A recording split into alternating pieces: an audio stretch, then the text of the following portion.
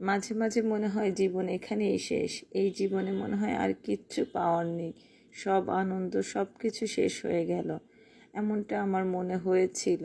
সত্যি বলতে আল্লাহর প্রতি অগাধ বিশ্বাস এবং আল্লাহ আমাকে ভালোবাসেন, আমার পরিবারকে ভালোবাসেন দেখেই আমাদেরকে এতটা সুন্দরভাবে দুনিয়াতে রেখেছেন। হ্যালো এভরিওয়ান, আসসালামু আলাইকুম। আমি তুলি, কেমন আছেন সবাই? আমার হাজব্যান্ড সাদিকুল ইসলাম ইপু, উনি জানুয়ারির 28 তারিখ বাইক অ্যাক্সিডেন্ট করে ওনার ডান পা ভেঙে একেবারে 6 টুকরা হয়ে যায়। ইপু যে কখনো নিজের পায়ে দাঁড়াতে পারবে, আবার এত সুন্দরভাবে আমাদের সাথে সময় কাটাতে পারবে, ওই মুহূর্তে এরকমটা চিন্তা ছিল না। বারবারই ভাবতেছিলাম যে ইপু বেঁচে থাকবে, কি হবে না হবে এটা আসলে তখন আমার ব্রেন বা আমার মন এটা নিতেই পারতেছিল না। সবসময় আল্লাহর প্রতি ভরসা ছিল, সেই ভরসাতেই আসলে এই বাকি 4টা মাস কাটালাম।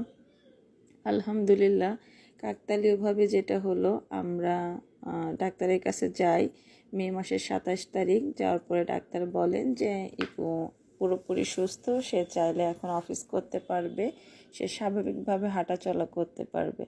আলহামদুলিল্লাহ, তো একদিন সময় নেয় যে অনেক দিন পরে অফিস করবে। তো আমরা যেহেতু 27 তারিখ প্রচুর বৃষ্টি হয়, 28 তারিখ আকাশের অবস্থা ভালো থাকে, ও সন্ধ্যার পরে বলে চলো আমরা একটু ছাদে যাই।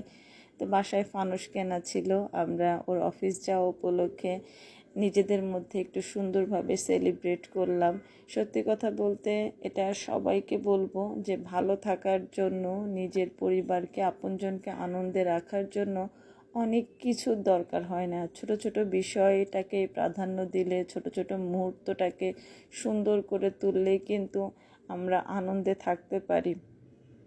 কারণ দুনিয়ায় কোনো কিছু কারোর জন্য থেমে থাকে না, এটা সব সময় সবাইকে মাথায় রাখতে হবে।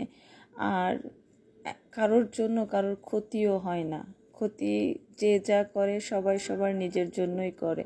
তো যখন কেউ বিপদে পড়ে তখন আমরা তাকে আরও বেশি বিপদগ্রস্ত না করে ফেলি, আরও বেশি তাকে নিরুৎসাহিত না করি, সবসময় তাকে তার বর্তমান পরিস্থিতি সামাল দিয়ে ওঠার জন্য সাহায্য করি। তো আমরা আসলে আমাদের মতো করে আলহামদুলিল্লাহ খুব ভালো আছি।